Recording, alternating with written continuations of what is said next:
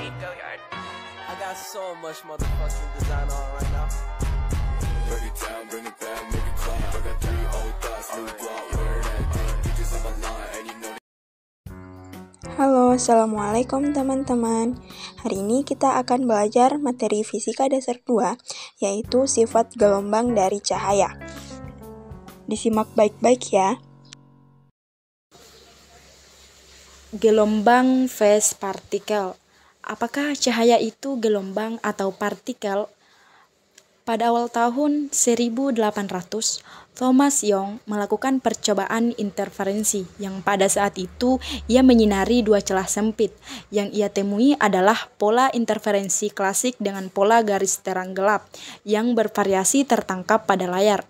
Hal ini mirip seperti gelombang air ketika melewati dua celah atau saluran sempit. Beberapa gelombang cahaya akan tampak terang, sedangkan yang lainnya gelap dan membentuk pola bergaris yang tertangkap pada layar. Berdasarkan percobaan Young tersebut, dapat disimpulkan bahwa cahaya memiliki sifat seperti gelombang. Pernyataan tersebut diperkuat oleh Maxwell satu dekade berikutnya. Dalam penelitiannya tentang listrik dan magnet, ditemukan bahwa cahaya adalah gelombang listrik dan magnet, yang selanjutnya dikenal sebagai gelombang elektromagnetik. Selanjutnya, prinsip Huygens dan difraksi. Prinsip Huygens menerangkan bahwa setiap muka gelombang dapat dianggap memproduksi wavelet atau gelombang baru dengan panjang gelombang yang sama dengan panjang gelombang sebelumnya. Wavelet dapat diumpamakan gelombang yang ditimbulkan oleh batu yang dijatuhkan ke dalam cairan. Prinsip Huygens dapat digunakan untuk menerangkan terjadinya difraksi cahaya pada celah kecil, seperti yang terlihat pada gambar di samping. Pada saat melewati celah kecil, muka gelombang akan menimbulkan wavelet baru yang banyaknya tak terhingga, sehingga gelombang tidak mengalir lurus saja, tetapi menyebar. Selanjutnya, prinsip Huygens dan hukum refraksi. Pembiasan cahaya atau refraksi adalah pembelokan arah rambat cahaya yang terjadi karena cahaya melewati batas medium yang berbeda indeks biasnya. Refraksi terjadi karena adanya dua medium yang berbeda yang pastinya memiliki indeks bias yang berbeda pula, misalnya udara dengan kaca.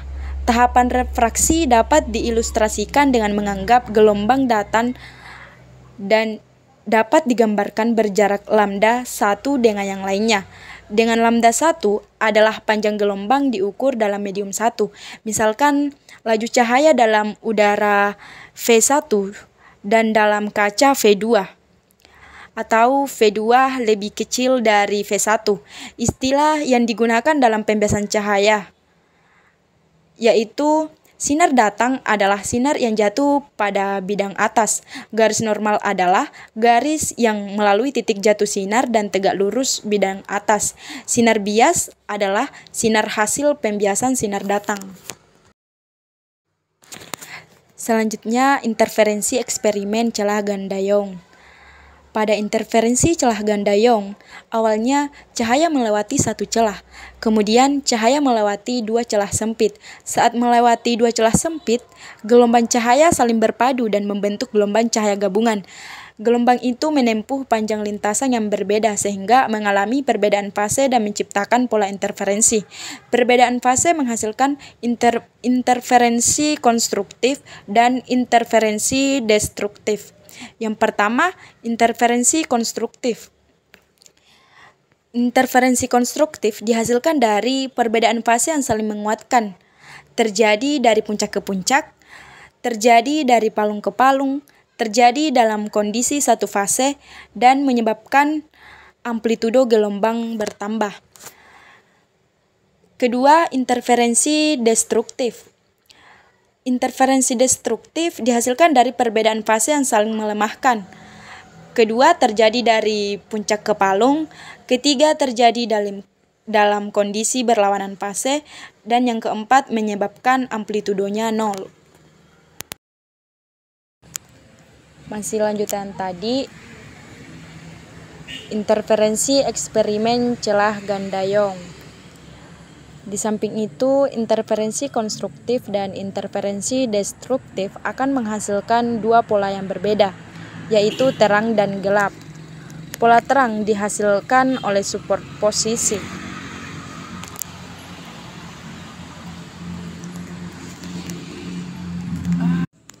Yang konstruktif atau saling menguatkan. Sementara itu, pola gelap dihasilkan oleh superposisi yang destruktif atau saling melemahkan.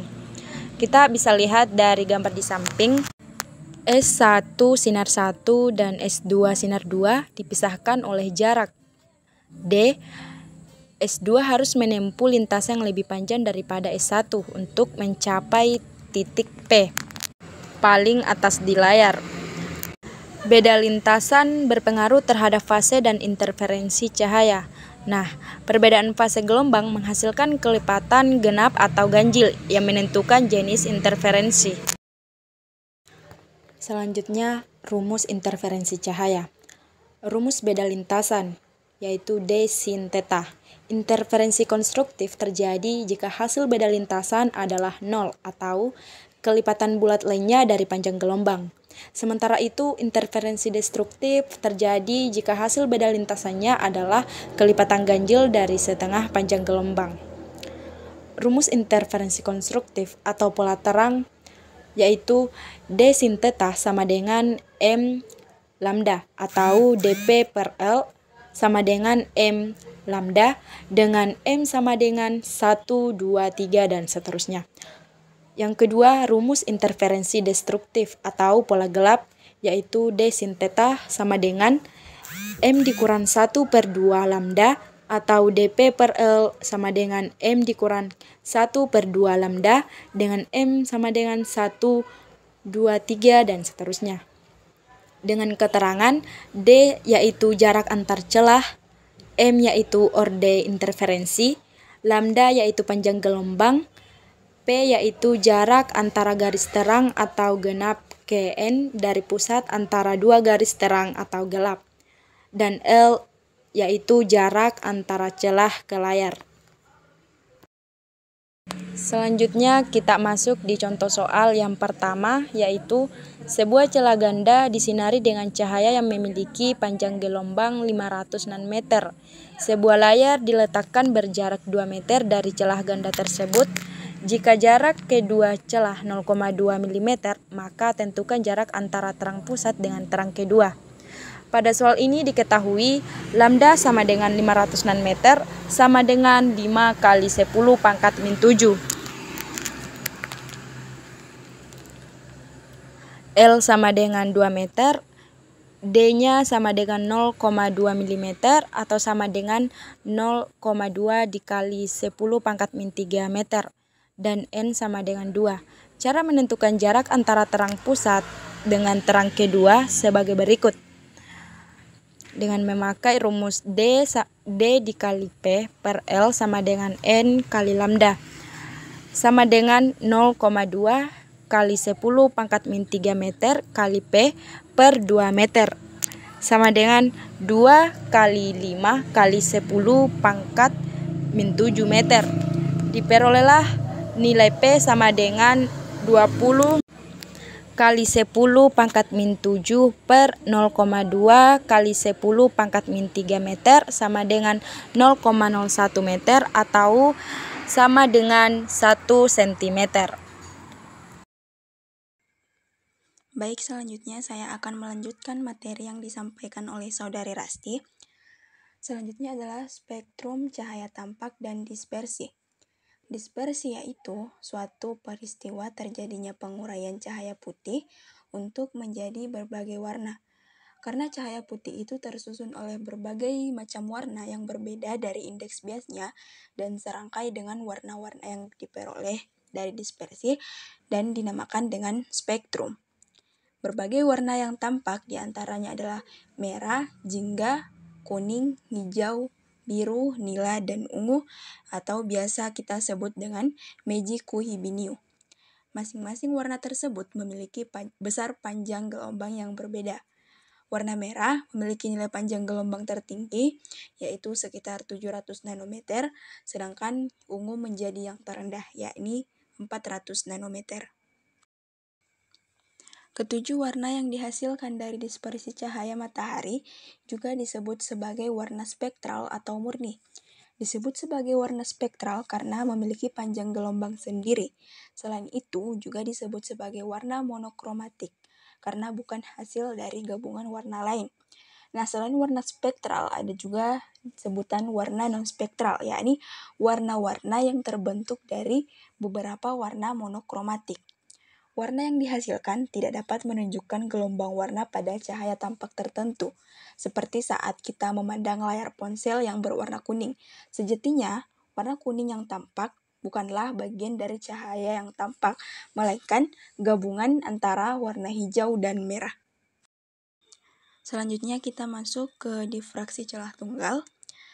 Saat cahaya melalui celah yang sangat kecil, maka dapat terjadi peristiwa terbentuknya pita gelap dan terang yang disebut sebagai difraksi celah tunggal. Setelah cahaya melalui celah tersebut, terbentuklah cahaya baru, dengan menganggap bahwa celah sebagai sumber cahaya baru yang menyebar ke segala arah. Pada difraksi celah tunggal, pita terang akan menutup satu ORDM.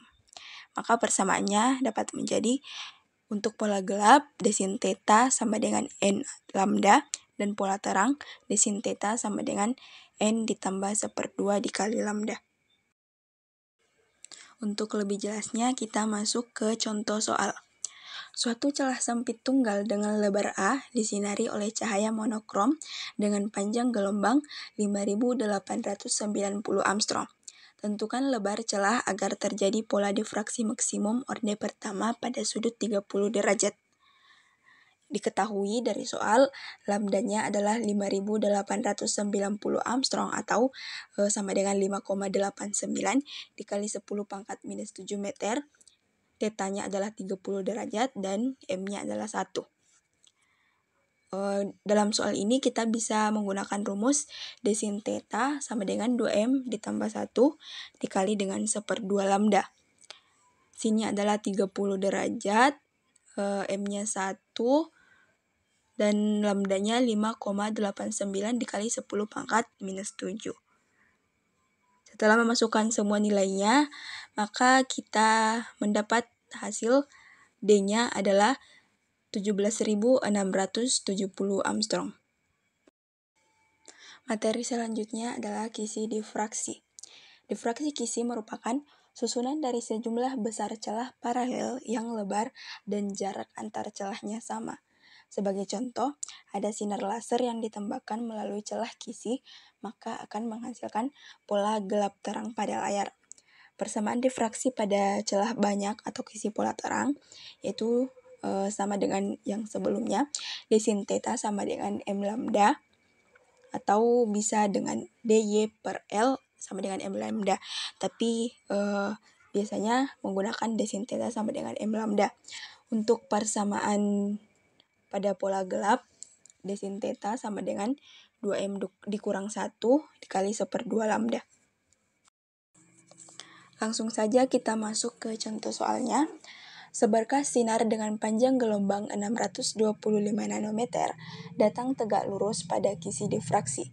Spektrum orde terang kedua membentuk sudut 30 derajat terhadap garis normal.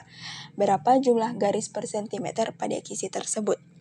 Dari soal ini diketahui lambdanya adalah 625 nanometer atau 625 dikali 10⁻⁹ meter karena 1 nanometer itu sama dengan 10⁻⁻⁹ meter. Diubah ke sentimeter menjadi 6,25 dikali 10⁻⁻⁵ cm. Kemudian M-nya adalah 2, tetanya adalah 30 derajat, dan yang ditanyakan adalah jumlah garis per sentimeter. Di sini kita menggunakan rumus d sin theta sama dengan m lambda, di mana d-nya dapat kita ubah menjadi 1/n. Persamaannya menjadi 1/n sin theta sama dengan m lambda, dan dari persamaan tersebut secara matematis kita dapat ubah menjadi n sama dengan sin theta dibagi m lambda. kita masukkan nilai sin theta, M dengan lambdanya, sehingga didapat 0,5 dibagi 12,5 dikali 10 pangkat minus 5, dan hasilnya adalah 4000 garis per sentimeter. Selanjutnya adalah spektrometer. Spektrometer ini adalah istilah umum yang digunakan untuk menggambarkan instrumen yang memisahkan dan mengukur komponen spektral dari karakteristik fisik. Spektrometer ini adalah perangkat yang mengukur variabel kontinu, di mana komponen spektrum dipisahkan dari campuran aslinya. Ada beberapa variasi spektrometer di sekitar, dan beberapa yang paling umum adalah spektrometer resonansi magnetik nuklir atau disingkat dengan NMR, spektrometer massa, dan spektrometer optik. Selanjutnya spektroskopi. Berbeda dengan spektrometer, spektroskopi adalah disiplin ilmiah yang khusus mengkaji tentang materi dan atributnya dari segi pancaran cahaya, penyerapan bunyi atau pemantulan partikel yang dihasilkan oleh materi tersebut. Spektroskopi juga dapat didefinisikan sebagai ilmu yang mempelajari interaksi antara cahaya dan materi.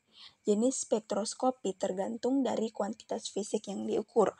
Kuantitas yang diukur adalah jumlah atau intensitas dari sesuatu. Yang pertama, intensitas radiasi elektromagnetik yang dipancarkan dan jumlah yang diserap dipelajari di spektroskopi elektromagnetik. Yang kedua, amplitudo getaran-getaran makroskopik dipelajari di spektroskopi akustik dan spektroskopi mekanik dinamik. Yang ketiga, energi kinetik dari partikel dipelajari di spektroskopi energi elektron dan spektroskopi elektron Auger. Dan yang keempat, rasio massa molekul dan atom dipelajari di spektrometri massa, kadang-kadang disebut juga dengan spektroskopi massa. Sekarang kita masuk pada materi terakhir, yaitu interferensi lapisan tipis. Cahaya yang dipantulkan dari dalam gelembung harus bergerak lebih jauh daripada cahaya yang dipantulkan dari luar atau permukaan gelembung. Nah, di kondisi seperti ini, mereka saling mengganggu dan memperkuat cahaya putih, sehingga terbentuk deh warna-warna indah seperti pelangi yang berputar-putar. Dari gambar di samping, kita bisa melihat bahwa sinar jatuh di selaput tipis dengan tebal D di lapisan atas cahaya dipantulkan dan sebagian dibiaskan.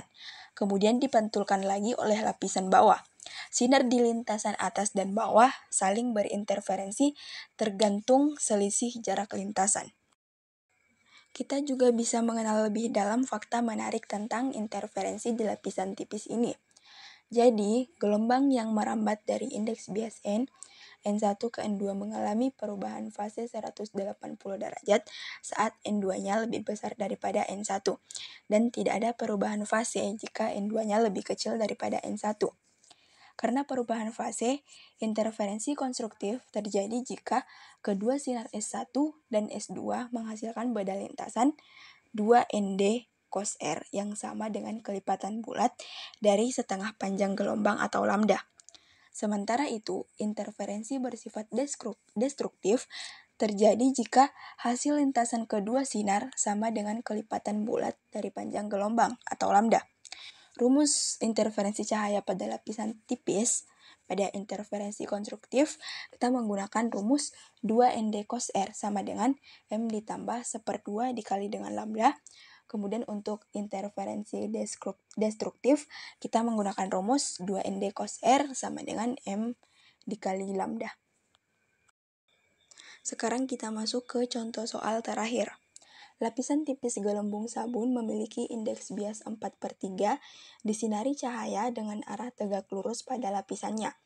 Jika panjang gelombang 6000 Armstrong, tebal minimum lapisan gelembung sabun itu agar terjadi interferensi konstruktif pertama, agar M-nya sama dengan 0 adalah, diketahui dari soal N-nya adalah 4/3, lambdanya adalah 6000 Armstrong, dan yang ditanyakan adalah D-nya, atau tebal minimum lapisan gelembungnya.